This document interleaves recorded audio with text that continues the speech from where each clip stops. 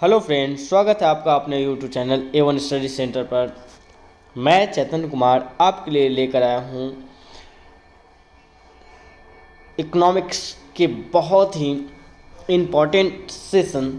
तो मित्रों, आइए इस सेशन को हम बिना देरी किए शुरू करते हैं। आइए मित्रों, एक एक करके हम उन सारे प्रश्नों को देखेंगे जो पिछले कई एग्ज़ामों में पूछा गया है और ये आने वाले एग्ज़ाम के लिए भी आपके लिए बहुत महत्वपूर्ण है।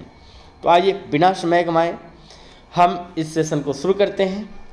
आप इस चैनल पर अगर नए हैं तो इस वीडियो को लाइक ज़रूर करें, कमेंट तथा हमारे चैनल को सब्सक्राइब भी ज़रूर कर लें ताकि आने वाले लगभग सभी वीडियो का नोटिफिकेशन आपको मिलता रहे और आप इस चैनल से लाभ उठा पाएँ।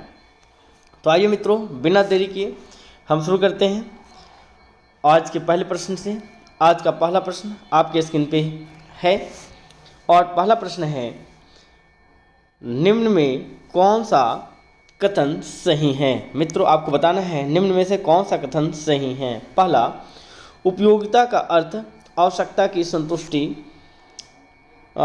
की संतुष्टि शक्ति है। दूसरा, उपयोगिता इच्छा की तीव्रता का फलन है। तीसरा, वस्तु के उपभोग की इच्छा उपयोगिता को जन्म देती है। या फिर डी, इनमें से सभी। तो मित्रों, आपको बता दें कि इसका सही आंसर होगा ऑप्शन नंबर डी, इनमें से सभी।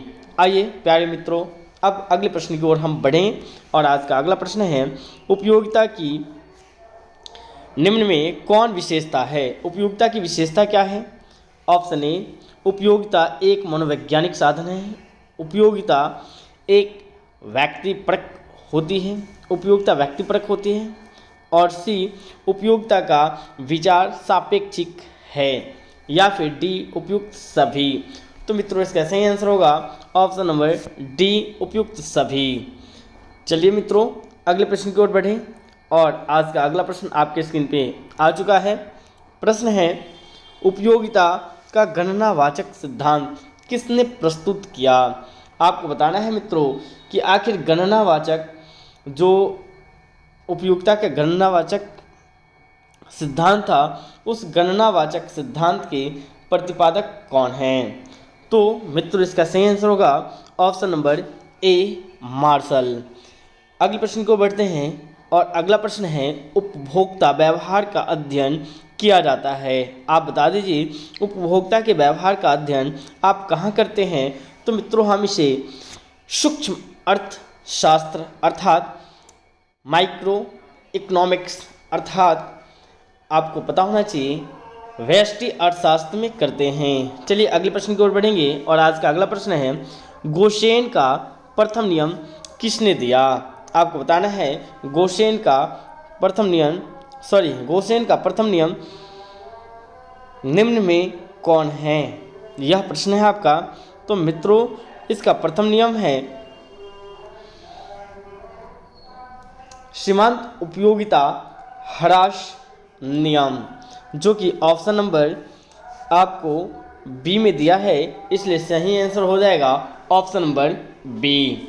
अब हम अगले प्रश्न की ओर बढ़ेंगे और आज का अगला प्रश्न है, निम्न में कौन सा कथन सही है। आइए देखते हैं उन कथनों को जिसके बारे में हमसे पूछा जा रहा है। मित्रों, आपको बताना है निम्न में से कौन सा कथन सही है। ऑप्शन नंबर ए, जब तक सीमांत उपयोगिता धनात्मक होता है तब तक कुल उपयोगिता बढ़ती है। मित्रों, आपको पता होना चाहिए कि यह कथन बिल्कुल सही है। दूसरे ऑप्शन को देखते हैं। दूसरा ऑप्शन है, जब सीमांत उपयोगिता शून्य होती है तब कुल उपयोगिता अधिकतम होता है। मित्रों, यह भी स्टेटमेंट बिल्कुल सही है। तीसरा देखते हैं, जब सीमांत उपयोगिता ऋणात्मक होती है तब कुल उपयोगिता घटता है। मित्रों, यह भी ऑप्शन सही है। अब इसका चौथा ऑप्शन है उपयुक्त सभी, तो हमारा आंसर भी उपयुक्त सभी हो जाएगा।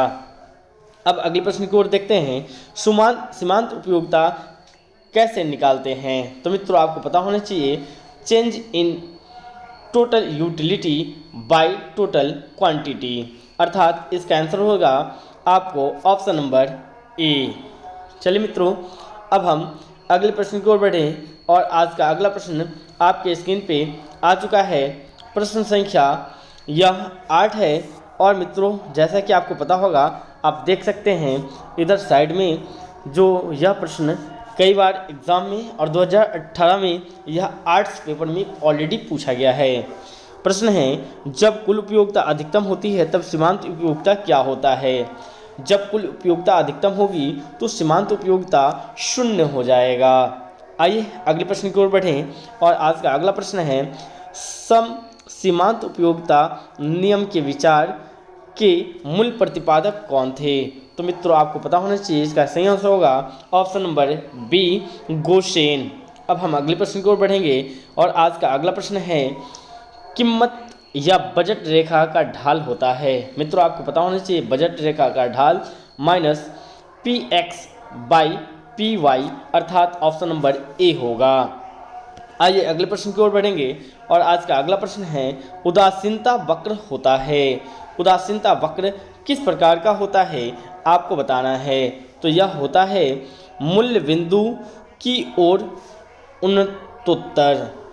आपको यानी ऑप्शन नंबर ए पर टिक आउट करना है। चलिए अब हम अगले प्रश्न की ओर बढ़ेंगे और प्रश्न संख्या 12 को देखेंगे। प्रश्न संख्या 12 है, उपयोगिता का संबंध है। आपको पता होना चाहिए, उपयोगिता का संबंध लाभदायकता से भी है, उपयोगिता का संबंध मानव आवश्यकताओं की पूर्ति से भी है और उपयोगिता का संबंध नैतिकता से भी है, अर्थात इसका सही आंसर ऑप्शन नंबर डी हो जाएगा। आइए मित्रों अगले प्रश्न की ओर बढ़ेंगे और आज का अगला प्रश्न है, प्रश्न संख्या 13, उपयोगिता की माप की जाती है। आपको पता होना चाहिए मित्रों, उपयोगिता की माप हम लोग मुद्रा में भी कर सकते हैं, अर्थात मुद्रा में करते भी हैं, इसलिए इसका सही आंसर हो जाएगा ऑप्शन नंबर ए। अब हम अगले प्रश्न की ओर बढ़ेंगे और आज का अगला प्रश्न है, सम सीमांत उपयोगिता नियम को कहा जाता है। मित्रों आपको पता होना चाहिए कि सम सीमांत उपयोगिता के नियम को ही हम प्रतिस्थापन नियम भी कहते हैं। प्रतिस्थापन का नियम भी इसे कहा जाता है। आइए अगले प्रश्न की ओर बढ़ें और आज का अगला प्रश्न है, तटस्थता वक्र का झुकाव होता है। तो इसका सही उत्तर होगा बाएं से दाएं। आइए मित्रों अब हम आगे की ओर बढ़ें और आज का अगला प्रश्न देखें। मित्रों आज का अगला प्रश्न आपके स्क्रीन पे आ चुका है और प्रश्न है प्रश्न संख्या 16। आप देख सकते हैं, किसी वस्तु की मानव आवश्यकताओं की पूर्ति की क्षमता को कहते हैं, यानी किसी वस्तु की मानव आवश्यकता की पूर्ति करने की क्षमता कहलाती है उपयोगिता। हम लोग बोलते हैं किसी वस्तु के संदर्भ में किस वस्तु की हमारे जीवन में क्या उपयोगिता है, तो हम यह अनुमान लगाने का प्रयास करते हैं कि वह हमारी आवश्यकता को किस प्रकार से फुलफिल कर सकता है। जैसे कि यह वीडियो आपके लिए बहुत इम्पॉर्टेंट है, यानी यह आपकी बहुत सारी आवश्यकता, खासकर एग्ज़ाम की आवश्यकता की पूर्ति करने में सक्षम है, अर्थात इस वीडियो की उपयोगिता आपके लिए बहुत इम्पॉर्टेंट है, बहुत ज़्यादा है। आइए आगे की ओर बढ़ें और आज का अगला प्रश्न है, एक वस्तु की एक इकाई से प्राप्त होने वाली उपयोगिता एक वस्तु की सभी इकाइयों से प्राप्त होने वाली उपयोगिता के योग को क्या कहते हैं। तो जब सभी इकाइयों के यूज करके आप जो उपयोगिता प्राप्त करते हैं तो उसे हम कुल उपयोगिता अर्थात टोटल यूटिलिटी के नाम से जानते हैं। आइए अगले प्रश्न की ओर बढ़ें, उपयोगिता का क्रमवाचक सिद्धांत किसने दिया। मित्रों आपको बताना है उपयोगिता का क्रमवाचक सिद्धांत किसने प्रस्तुत किया था। आपके सामने ऑप्शन उपलब्ध है। ऑप्शन है ए मार्शल, बी पिगू, सी हिक्स एवं एलन, डी रिकॉर्डे। तो मित्रों इसका सही आंसर होगा हिक्स अर्थात ऑप्शन नंबर सी। अब हम अगले प्रश्न की ओर बढ़ेंगे और आज का अगला प्रश्न है, सीमांत उपयोगिता ह्रास नियम का प्रतिपादन किसने किया। यानी सीमांत उपयोगिता हरास नियम का प्रतिपादक कौन है? तो इसका मित्रों ऑप्शन नंबर ए गोसेन हो जाएगा।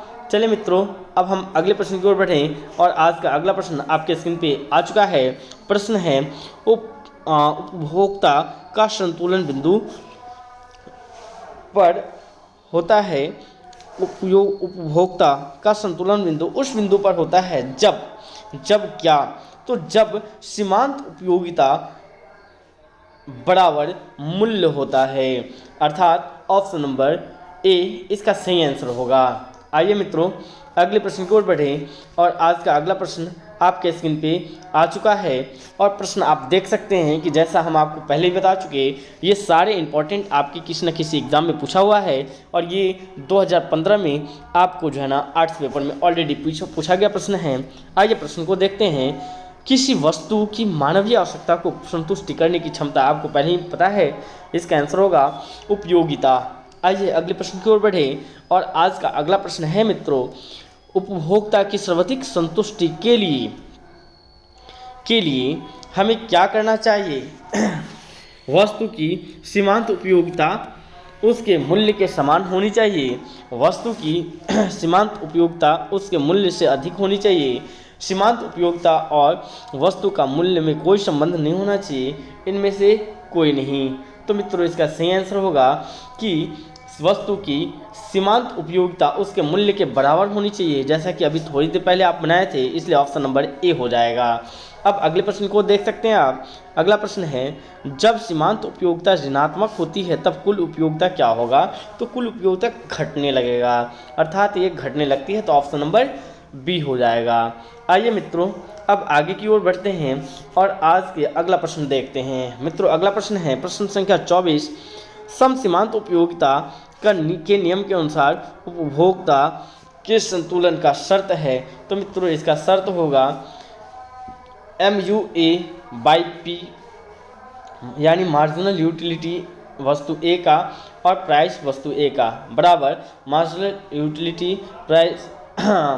यूटिलिटी बी वस्तु का और बटा प्राइस बी वस्तु का। ये भी सही है, या फिर आप बोल सकते हो marginal utility A by marginal utility B is equal to price A by price B, अर्थात आपको पता होगा कि इसका सही आंसर होगा ऑप्शन नंबर सी, यानी दोनों सही हैं। आइए अगले प्रश्न की ओर बढ़ें और आज का अगला प्रश्न है, मार्शल के अनुसार किसी वस्तु की उपयोगिता को क्या कर सकते हैं, कैसे माप सकते हैं? तो आपको पता होगा इसके प्रश्न को हमने अभी थोड़ी देर पहले बनाया था और उसमें आपसे पूछा गया था कि बताइए मार्जिनल यूटिलिटी यानी यूटिलिटी को हम कैसे माप सकते हैं। ये तो यूटिलिटी को हम बताए थे मुद्रा में माप सकते हैं। तो मित्रों इसका सही उत्तर हो जाएगा ऑप्शन नंबर ए, यानी मार्शल ने बताया था कि आप किसी वस्तु की उपयोगिता को उसको मुद्रा में भी माप सकते हैं। तो मित्रों आज का यह सेशन आपको कैसा लगा आप ज़रूर ही हमें कमेंट करके बताएंगे और इस प्रकार के और भी अगले वीडियो चाहते हैं और भी बहुत सारे वीडियो चाहते हैं तो आप हमें ज़रूर कमेंट करके बताएं और आप इस वीडियो को लाइक करें, कमेंट करें और हमारे चैनल को सब्सक्राइब करना ना भूलें। चलिए मित्रों मिलते हैं अगले एपिसोड में, तब तक बने रहिए एवन स्टडी सेंटर के साथ। मिलते हैं छोटे से ब्रेक के बाद।